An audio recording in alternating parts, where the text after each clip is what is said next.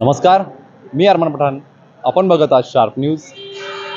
आपलं शहर, आपलं गाव, आपली बातमी आपल्यापर्यंत पोहोचवण्यासाठी शार्प न्यूजची टीम नेहमीच कार्य करत असते. बड़े बुजुर्ग, मेरे नौजवान साथी, सबसे पहले जो प्रेम, जो स्नेह, जो मान सम्मान, जो सत्कार, जो इज्जत आप लोगों ने दिया है, उसके लिए हम सदैव आपके आभारी रहेंगे, सदैव आपके ऋणी रहेंगे। अभी कुछ दिन पहले हमारी डॉक्टर साहब से बात हो रही थी, देवा भाई से जब बात हुई थी, तो हमें कर्नाटक के शिवमोगा में जाना है, क्योंकि हमारी 13 फरवरी से किसान आंदोलन 2 चल रहा है। जो पहला हमारा किसान आंदोलन 2020-21 में हुआ था, और उस आंदोलन के स्थगित होते समय जब हमारे 800 से अधिक किसान साथी शहीद हो गए थे, 3 कृषि कानून मोदी सरकार को वापस लेने पड़े थे, तो मोदी सरकार ने उनको वापस लेते समय हमसे ये वायदा किया था कि पूरे देश के किसानों के लिए तमाम फसलों पे एमएसपी पर फसलों की खरीद की गारंटी का कानून बनाने के लिए हम कमेटी बना रहे हैं। 2-2.5 साल तक हमने माननीय प्रधानमंत्री मोदी जी के उस वादे का इंतजार किया, उसको पूरा होने का इंतजार किया।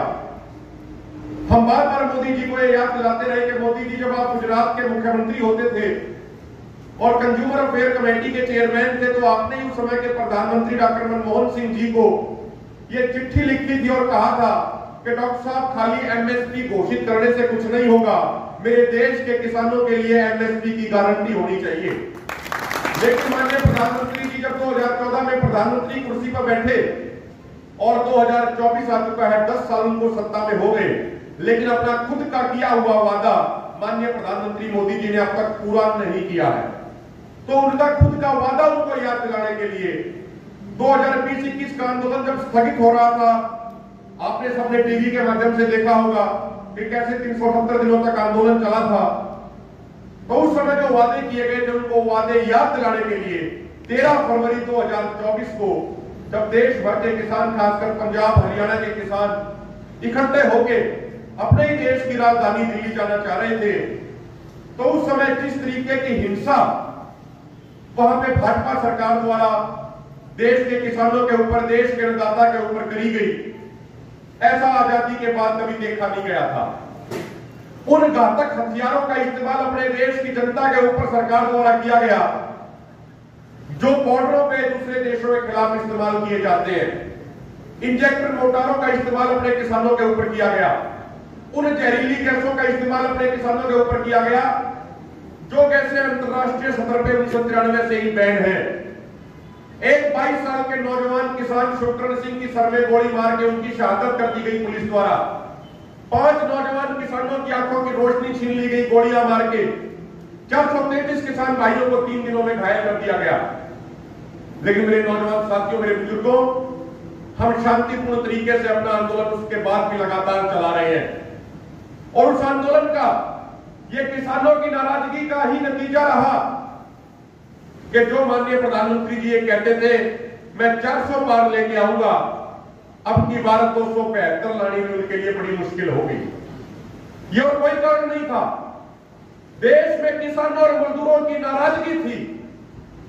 आप 2019 का चुनाव उठा के देखिए, जो हमारे देश के अंदर ग्रामीण एरिया की 398 लोकसभा सीटें हैं, उन 398 लोकसभा सीटों में से 2019 में भारतीय जनता पार्टी ने 236 सीटों में जीत दर्ज करी थी। लेकिन अब की बार 2024 में उन 398 सीटों में से 236 से घट के मात्र 165 सीटों पे ये जीत दर्ज कर पाए, यानी 71 सीटें इनकी कम हो गई। गांव में कौन रहता है? गांव में किसान और मजदूर रहते हैं, चाहे उन किसानों की, मजदूरों की जाति कोई भी हो, लेकिन हमारा धर्म, हमारी जाति, हमारी किसानी है।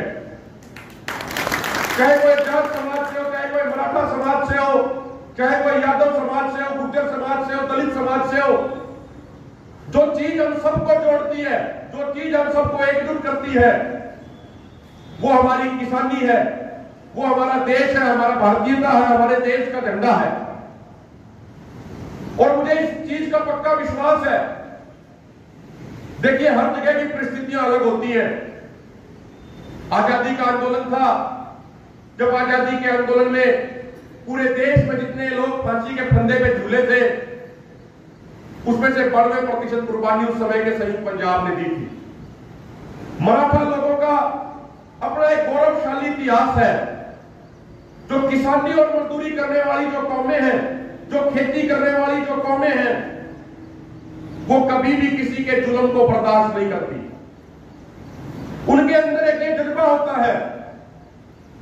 और मुझे हम सारे के सारे भाई हैं, चाहे कोई किसी भी बिरादरी किसी भी जाति का बैठा हो, जब टीवी के माध्यम से, जब सोशल मीडिया के माध्यम से कर्नाटक के, तमिलनाडु के, केरल के, मध्य प्रदेश के, राजस्थान के, गुजरात के किसानों ने देखा तो पूरे देश में किसानों ने यह प्रण लिया कि अब की बार इस सरकार को सबक सिखाएंगे जिसने किसानों के ऊपर गोलियां चलाई है।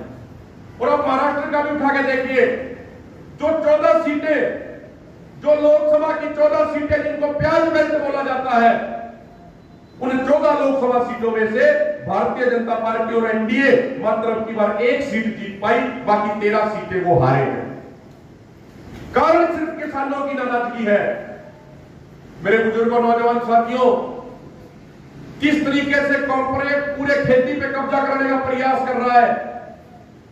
6-7 महीने पहले केंद्र सरकार ने अचानक से प्याज के एक्सपोर्ट पे रोक लगा दी।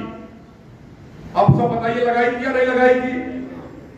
प्याज के एक्सपोर्ट पे रोक लगाते ही प्याज के दाम गिरने लगे। और जब दबाव पड़ा तो सरकार ने क्या शर्त रख दी कि अगर कोई प्याज एक्सपोर्ट करना भी चाहता है तो प्याज का मिनिमम एक्सपोर्ट प्राइस $550 प्रति टन होगा। लेकिन उस रेट में विदेश में लोग हमारा प्याज खरीदने को तैयार नहीं है। इसी तरीके का काम पिछले साल इन्होंने अक्टूबर में किया था बासमती धान को लेके। इन्होंने बासमती धान के एक्सपोर्ट पर रोक लगा दी। उसका मिनिमम एक्सपोर्ट प्राइस इतना ज्यादा तय कर दिया कि उस कीमत पे, उस रेट पे बाहर कोई भी हमारा बासमती लेने को तैयार नहीं था। तो नुकसान किसे होता है? नुकसान किसानों को होता है। तो जब प्याज के किसानों का इतना बड़ा नुकसान इन्होंने किया, हर एक किसान को 2.5-3 लाख रुपए का जो नुकसान हुआ है, उसकी नाराजगी इनको लोकसभा चुनाव में झेलनी पड़ी। मेरे भाइयों, जो एक हमारे देश का एक मीडिया का बड़ा हिस्सा जो गोदी मीडिया बन चुका है, जो सिर्फ सरकार की भक्ति में लीन रहता है, जो लोकतंत्र के चौथा स्तंभ होने की अपनी जिम्मेदारी बिल्कुल नहीं निभा रहा है, वो गोदी मीडिया रोजाना दुष्प्रचार करता है। वो गोदी मीडिया हमें आतंकवादी, नक्सलवादी, खालिस्तानी, पता नहीं क्या क्या कह के बदनाम करने की कोशिश करता रहता है।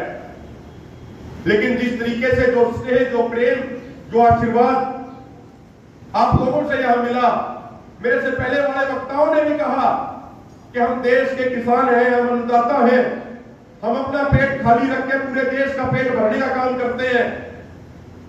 तो हमें इस चीज की खुशी होती है कि वो गोदी मीडिया चाहे कितना ही झूठा दुष्प्रचार कर ले, लेकिन पूरे देश के किसान भाई बहुत अच्छे तरीके से जानते हैं कि जो आज आंदोलन लड़ रहे हैं, पिछले 4 महीनों से जो सड़कों के ऊपर बैठे हैं, वो अकेले पंजाब और हरियाणा की नहीं, वो पूरे देश के किसानों की लड़ाई लड़ रहे हैं। मेरे बुजुर्गों, अन्य राज्यों के मुकाबले पंजाब और हरियाणा में तो फिर भी कुछ फसलों पे एमएसपी मिल जाता है, एमएसपी पे खरीद हो जाती है, क्योंकि वहां पे 1939 में जब चौधरी छोटूराम जी ने एपीएमसी मंडी एक्ट बनाया था, जिसके तहत मंडियों की स्थापना करी थी। आज एक मंडियों का आज बेहतर स्ट्रक्चर वहां मौजूद है। अन्य राज्यों में इन्होंने मंडियां के स्ट्रक्चर को बिल्कुल खत्म कर दिया।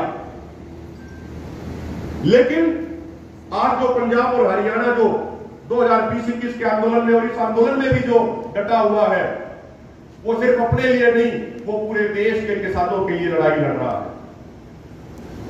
मेरे बुजुर्गों, नौजवान साथियों, बातें बहुत थी करने के लिए, मैं तो सिर्फ इतना कहना चाहता हूं, जो एक बड़ा पेड़ बढ़ता है, जो एक बड़ा वृक्ष बढ़ता है, चाहे पीपल का वृक्ष हो, चाहे बरगद का वृक्ष हो, चाहे कोई सफेदे का ऊंचा पेड़ हो, उन विशालकाय पेड़ों की शुरुआत भी एक छोटे से बीज से होती है। आज यहां हम सिर्फ कोई भाषण देने नहीं आए, हम आप लोगों से प्रार्थना करने आए हैं। आप सारे साथी 36 बिरादरी के उस किसान कौम से आते हैं जिस किसान कौम ने जब भी देश के लिए कुर्बानी देने की बात आई, समाज के लिए कुर्बानी देने की बात आई, तो अग्रिम पंक्ति में खड़े होकर अपने देश के लिए, अपने समाज के लिए, अपनी किसानी के लिए कुर्बानी देने का काम किया है। चाहे बात आजादी के आंदोलन की हो, जब इस किसान कौम ने अग्रिम पंक्ति में खड़े होकर कुर्बानी देने का काम किया। लेकिन 1947 के बाद से जितनी भी सरकारें बनी, उन सरकारों ने किसानों को फसलों की उचित कीमत नहीं दी। जितनी मेहनत हम करते थे, जो खर्चा हम करते थे, हमें उचित कीमत नहीं दी। तो आज हम आपसे ये प्रार्थना करने आए हैं, हम चाहते हैं कि जिस तरीके से पंजाब में, हरियाणा में किसान संगठन चुनावी राजनीति से दूर रह के किसानी की लड़ाई लड़ रहे हैं, हम चाहते हैं कि मेरे महाराष्ट्र का किसान भी उसी तरीके से आगे बढ़ते हुए, उसी तरीके से आगे चलते हुए इस किसान की लड़ाई को मजबूत करे। यहां पे भी हम ग्रास रूट लेवल पे जाके, गांव-गांव में जाके किसान संगठनों की इकाई बनाए, क्योंकि सरकार चाहे किसी की आ जाए, सरकार चाहे किसी की आ जाए, अगर हमारे हाथ में एक 5 फुट का डंडा और उसके ऊपर किसान यूनियन का झंडा होगा, तो सरकार चाहे कोई आ जाए, कोई सरकार हमारा कुछ नहीं बिगाड़ सकती। जब ये किसानी की ये मराठी टोपी पहन के हजारों की संख्या में, लाखों की संख्या में महाराष्ट्र के किसान सड़कों पे निकलेंगे, तो सत्ता में चाहे बीजेपी हो, कांग्रेस हो या कोई अन्य पार्टी हो, हमारे किसान समाज में इतनी ताकत है कि उस सरकार को हम घुटनों के बल ला सकते हैं। जितने भी हमारे साथी हैं, आपसे हम ये प्रार्थना करते हैं, जो आंदोलन 13 फरवरी से चल रहा है, आप लोगों का एक प्रतिनिधिमंडल वहां पे आइए। पंजाब हरियाणा के जो शंभू बॉर्डर पे, जो दादा सिंहवाड़ा खनौरी बॉर्डर पे, डबवाड़ी बॉर्डर पे, रतनपुरा बॉर्डर पे जो आंदोलन चल रहा है, आप की संख्या में ट्रैक्टर ट्रॉलियां पिछले 4 महीनों से सड़कों पर खड़ी है। और जुलाई के महीने में हम एक बड़ा सम्मेलन दिल्ली में करने जा रहे हैं। उसके बाद पूरे देश के लेवल की रैली सितंबर के पहले सप्ताह में हरियाणा के अंदर करी जाएगी। मेरी आप सबसे हाथ जोड़ के प्रार्थना है कि जब वो हरियाणा में पूरे देश के लेवल की किसानों की, मजदूरों की महारैली करी जाए, तो हमारे मन की इच्छा है कि उस दिन ये महाराष्ट्र का किसान मराठी टोपी पहन के वहां पे भी पहुंचना चाहिए, ताकि मोदी सरकार को ये पता लग जाए कि देश का किसान पटने वाला नहीं है, देश का किसान एकजुट हो चुका है। और जब तक एमएसपी पे फसलों की खरीद का गारंटी कानून नहीं बनाया जाएगा, तब तक ये देश का किसान अब चुप बैठने वाला नहीं है। मेरे भाइयों, जो प्याज के किसानों की लूट हुई, हम भी आपके भाई हैं, उस चीज को हम महसूस कर सकते हैं, क्योंकि अन्य फसलें जो पंजाब, हरियाणा में, वेस्टर्न यूपी में होती है, उनकी भी लूट इसी तरीके से जारी है। जब हमें ये लूटने वाले कॉर्पोरेट और राजनेता इकट्ठे हो सकते हैं, तो हमारी जिनकी लूट हो रही है, तो हमें भी इकट्ठे होकर लड़ाई लड़नी चाहिए या नहीं लड़नी चाहिए? आप एक बार ईमानदारी से बताइए, लड़नी चाहिए या नहीं लड़नी चाहिए? शांतिपूर्ण ढंग से आंदोलन करना चाहिए या नहीं करना चाहिए?